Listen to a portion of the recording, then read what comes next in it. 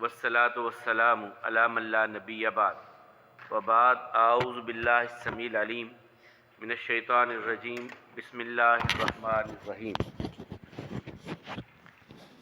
105 number آیا سورہ شعراء۔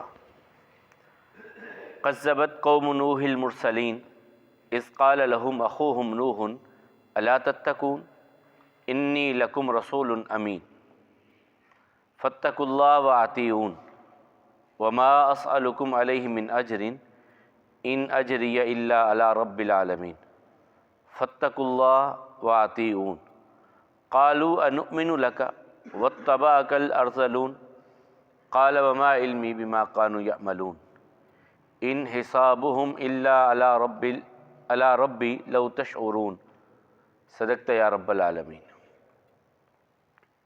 کذبت جھٹلایا، قوم نوح نوح علیہ السلام کی قوم نے، المرسلین رسولوں کو، اذ قال جب کہا، لہم ان کے لیے، اخوہم ان کے بھائی، نوح نوح علیہ السلام نے، الا تتقون کیا تم تقوی نہیں اختیار کرتے، انی میں، لکم تمہارے لیے، رسول پیغام لے کر کے آنے والا ہوں، امین امانت دار ہوں، فاتقوا اللہ پس اللہ سے ڈرو، واطیعون اور میری فرما برداری اختیار کرو، وما اور نہیں اسألکم مانگتا میں تم سے، علیہ اس پر، من اجرن کوئی معاوضہ، ان اجریہ یقیناً میرا معاوضہ، الا مگر، علی رب العالمین اس کے ذمہ ہے جو سب جہانوں کا رب ہے، فاتقوا اللہ پس اللہ سے ڈرو، واطیعون اور میری فرما برداری اختیار کرو۔ قالوا قوم نے کہا، انؤمن کیا ہم ایمان لائیں، لک تیرے لیے، واتبعک اور پیروی کی تیری، ارذلون جو کمتر لوگ ہیں۔ قال کہا نوح علیہ السلام نے، وما علمی اور نہیں میں جانتا، بما کانوا ساتھ اس کے جو تھے وہ، یعملون اعمال کرتے، ان یقیناً حسابہم ان کا حساب، الا مگر، علی ربی میرے رب کے ذمہ ہے، لو تشعرون اگر تم جانو۔ پرسوں ہم نے پڑھا تھا، اللہ تعالیٰ فرماتے ہیں کہ جس وقت ان لوگوں کو جہنم میں گرایا جائے گا، آپس میں بحث کر رہے ہوں گے اور کہیں گے کہ ہم نے تمہیں رب العالمین کے برابر کیا، یقیناً ہم واضح گمراہی میں تھے اور ہمیں گمراہ کرنے والے یہ مجرم تھے، اب ہمارے لیے نہ تو کوئی سفارش کرنے والا ہے، نہ کوئی گرم جوش دوست ہے، اگر ہم واپس پلٹ کے گئے تو ہم ایمان والے ہوں گے، یقیناً اس میں نشانی ہے اور ان کی اکثریت ایمان نہیں لانے والی، اور یقیناً آپ کا رب غالب بھی ہے، مہربان بھی ہے۔ حضرت موسیٰ علیہ السلام اور ابراہیم علیہ السلام کے تذکروں کے بعد، جہنم اور جنت کا کچھ تذکرہ کرنے کے بعد، اب یہاں نوح علیہ السلام کا تذکرہ آ رہا ہے، جن کے بارے میں پہلے بھی میں بیان کر چکا کہ یہ وہ اللہ کے پیغمبر اور رسول ہیں جن کی قوم میں سب سے پہلے بت پرستی آئی تھی، اس سے پہلے کائنات میں شرک کا وجود نہیں تھا جو اس قوم میں آیا،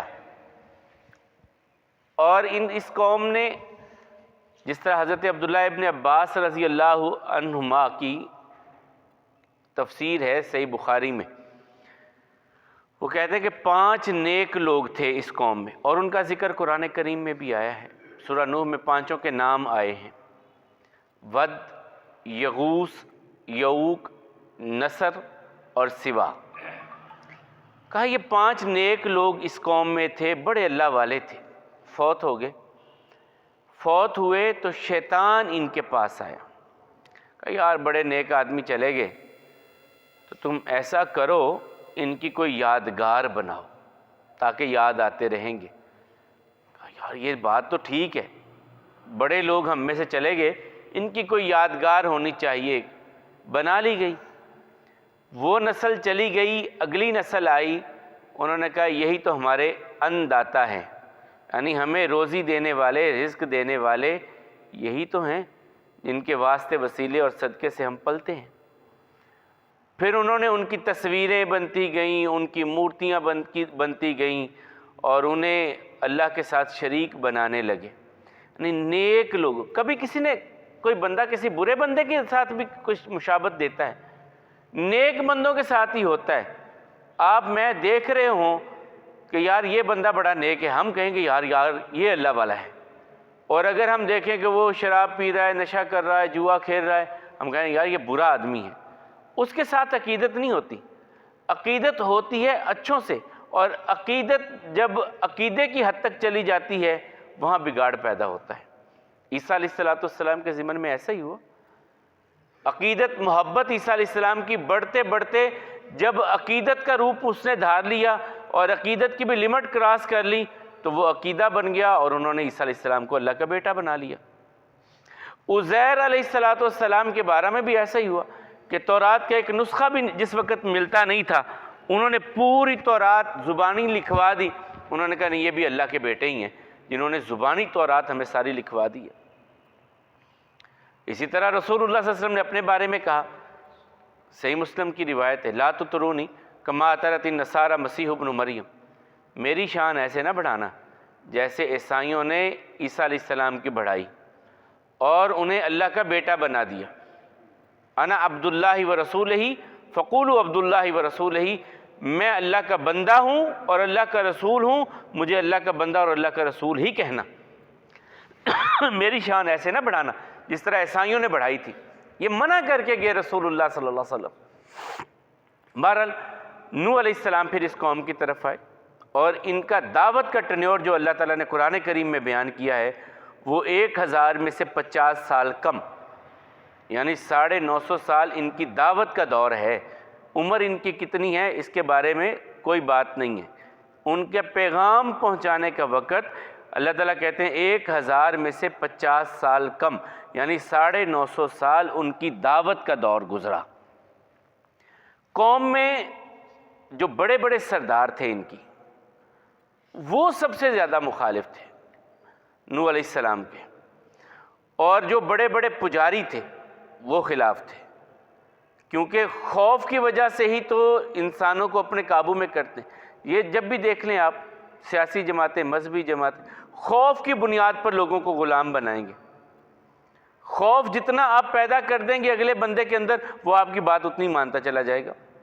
آپ ڈاکٹر کو دیکھ لیں، آپ گئے ہیں، اس نے آپ کو جا کر کے اتنا یار تو بس گیا، اب وہ آپ کو وہ جو کہتے ہیں نا موت دکھا کر کے بیماری پر راضی کرنا، یہ حقیقت ہے۔ وہ اتنا ڈرا دیتا ہے بندے کو، بندہ کہتا ہے یار جس طرح یہ کہتا ہے نا اب اس سے چوں چنا کی گنجائش نہیں ہے، اسی طرح کرنا ہے۔ تو نوح علیہ السلام کی قوم کے بڑے جو 9 سردار تھے بڑے، انہوں نے یہ سارے معاملات ان کی مخالفت میں کیے۔ تو اللہ تعالیٰ کہتے ہیں قذبت قوم نوح، جھٹلا دیا نوح کی قوم نے، المرسلین، رسولوں کو، تھے تو وہ ایک رسول، لیکن یہاں جمع کا صیغہ کیوں آیا؟ اس لیے کہ ایک رسول کا انکار کرنا گویا کہ سارے رسولوں کا انکار کرنا ہے، اس لیے اللہ تعالیٰ نے جمع کا صیغہ کہ انہوں نے رسولوں کا انکار کیا۔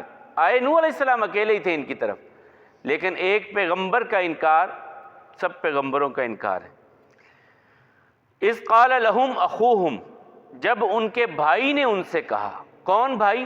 نوح علیہ السلام۔ یعنی یہ بھائی چارہ ختم نہیں ہو جاتا۔ ہمارے ہاں یہ بھی بڑا ایک عجیب سا تصور ہوتا ہے کہ غیر مسلموں کو ہم انسان ہی نہیں سمجھ رہے ہوتے۔ اللہ تعالیٰ نے ان کافروں اور مشرکوں کا بھائی کہا ہے نوح علیہ السلام کو، کیونکہ قوم کے اعتبار سے، نوع کے اعتبار سے، جنس کے اعتبار سے ہیں تو وہی، اور اسی قوم میں سے نوح علیہ السلام ہیں۔ تو کہا اذ قال لهم اخوہم، جب ان کے بھائی نے ان سے کہا، کون سے بھائی؟ نوح، الا تتقون، نوح علیہ السلام نے کہا تم اللہ سے تم تقوی اختیار نہیں کرتے، تم ڈرتے نہیں ہو؟ انی لکم رسول امین، میں ایک رسول ہوں، تمہاری طرف آیا ہوں اور امانت دار ہوں، کوئی شک شبہ نہیں ہے۔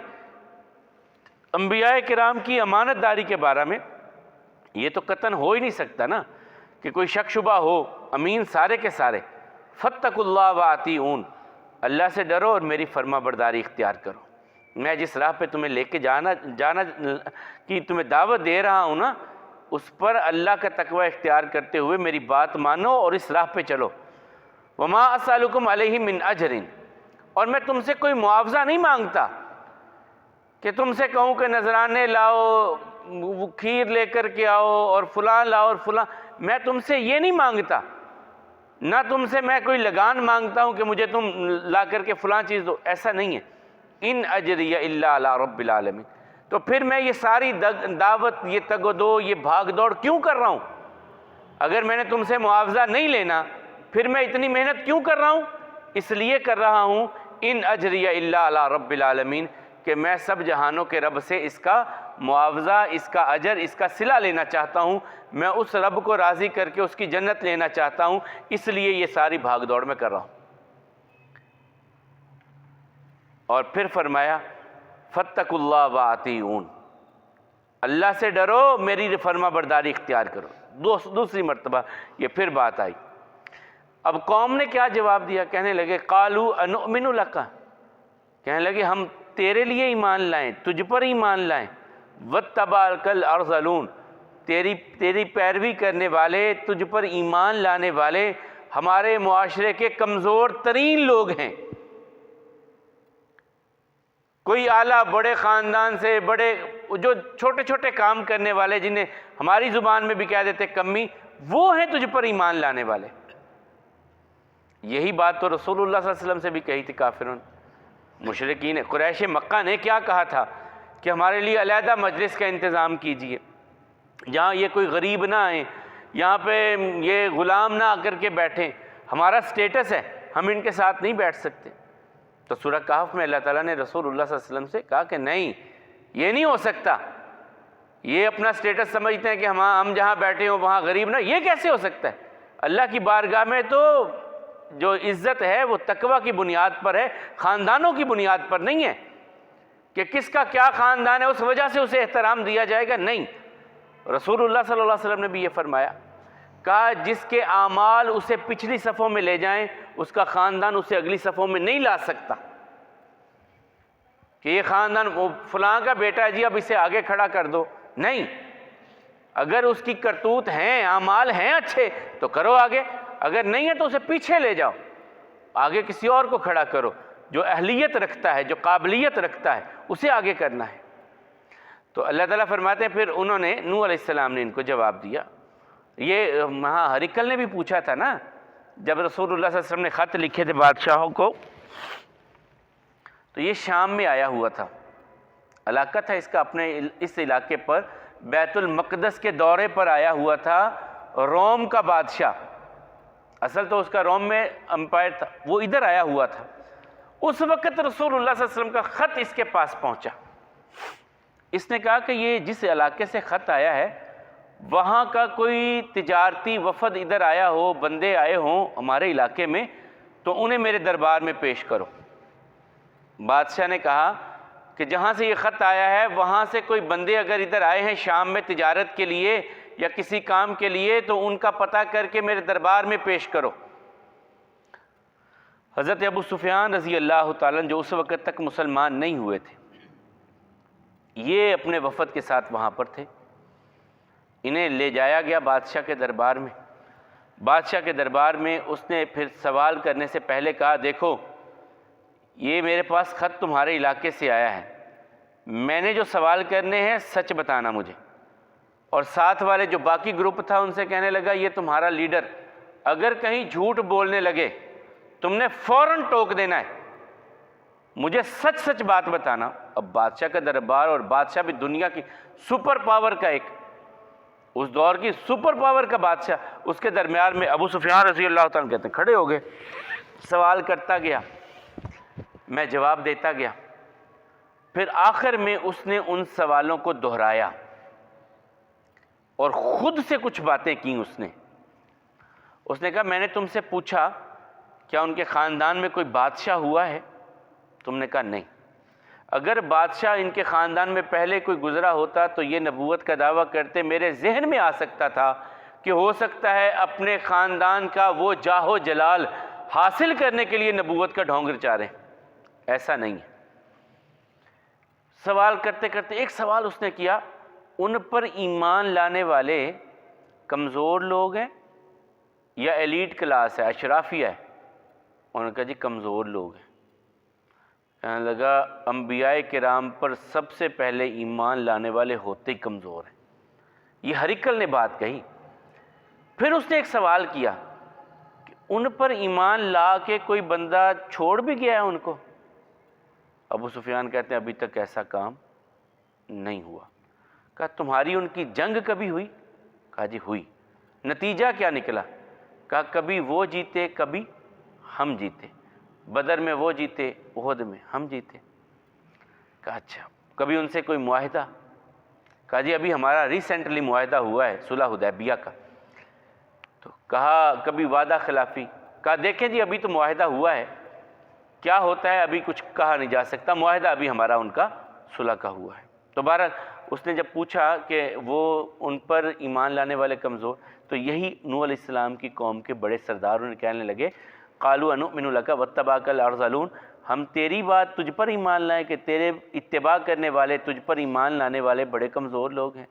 تو نوح علیہ السلام آگے سے جواب دیتے ہیں قال وما علمی بما كانوا يعملون، مجھے کیا وہ کیا کام کرتے ہیں، مجھے اس سے غرض نہیں ہے کہ کوئی مزدوری کرتا ہے، کوئی کام کرتا ہے، میں نے تو اللہ کے در پر بلانا ہے، شرک سے بچنے کی دعوت دینی ہے، کوئی کیا کام کرتا ہے اس سے مجھے غرض نہیں ہے، میرے لیے سارے ایک جیسے ہیں، میں نے سب کو اللہ کی توحید کی دعوت دینی ہے، وہ کمزور ہے، غریب ہے، امیر ہے، کالا ہے، گورا ہے، وہ کسی رنگ کا بھی ہے، مجھے اس سے غرض نہیں ہے کہ وہ کیا کام کرتے ہیں، ان حسابہم الا علی ربی، وہ حساب لینا میرے رب کا معاملہ ہے، میں نے حساب نہیں لینے لوگوں سے، میں نے تو لوگوں کو دعوت دینی ہے، لوگوں تک پیغام پہنچانا ہے۔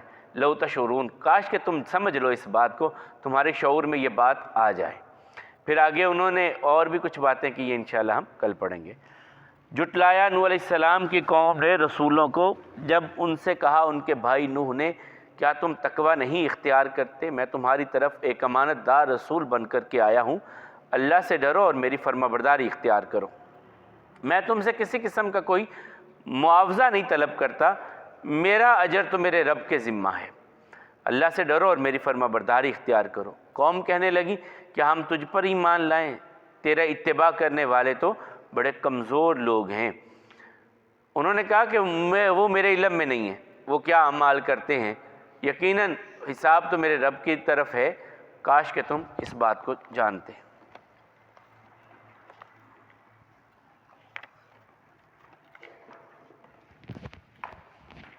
ہم نے بارش طلب کرنے کی دعاؤں میں سے پہلی دعا پڑھی تھی، اے اللہ ہمیں بارش عطا فرما جو مددگار ہو، ہماری کھیتی باڑی میں ہماری مددگار ہو، ہماری عافیت میں ہماری مددگار ہو، وہ ہریالی لے کر کے آئے، خوشگواری لے کر کے آئے، فائدہ دینے والی ہو، تکلیف دینے والی نہ ہو، جلد آنے والی ہو، لیٹ ہونے والی نہ ہو، ایسی بارش عطا فرما۔ اور کبھی رسول اللہ صلی اللہ علیہ وسلم یوں پڑھتے اللہم اغثنا، اللہم اغثنا، یا اللہ ہمیں بارش عطا فرما، یا اللہ ہمیں بارش عطا فرما، یا اللہ ہمیں بارش عطا فرما۔ اور کبھی کہتے اللہم اسق عبادک و بہائمک وانشر رحمتک واحی بلدک المیت، اللہم اے میرے اللہ، اسقی پلا ہمیں، عبادک اپنے بندوں کو، و بہائمک اور جانوروں کو، ونشر اور پھیلا دے، رحمتک اپنی رحمت کو، وحی اور زندہ کر دے، بلدک المیت مردہ زمین کو زندہ کر دے۔ اے اللہ ہمیں بارش عطا فرما، اے اللہ ہمیں بارش عطا فرما، اے اللہ ہمیں بارش عطا فرما۔ اے اللہ اپنے بندوں کو، جانوروں کو پلا اور اپنی رحمت کو پھیلا دے اور مردہ زمین کو زندہ کر دے۔ نبی کریم صلی اللہ علیہ وسلم ایسا کہتے، اللہ ہم سب کے لیے بھی ایسا کر دے اور اپنی رحمت کی بارش ہم سب کو عطا فرما دے جو نافع ہو اور نقصان دینے والی نہ ہو۔ اقول قولی ھذا والحمد للہ، استغفر اللہ لی ولکم ولسائر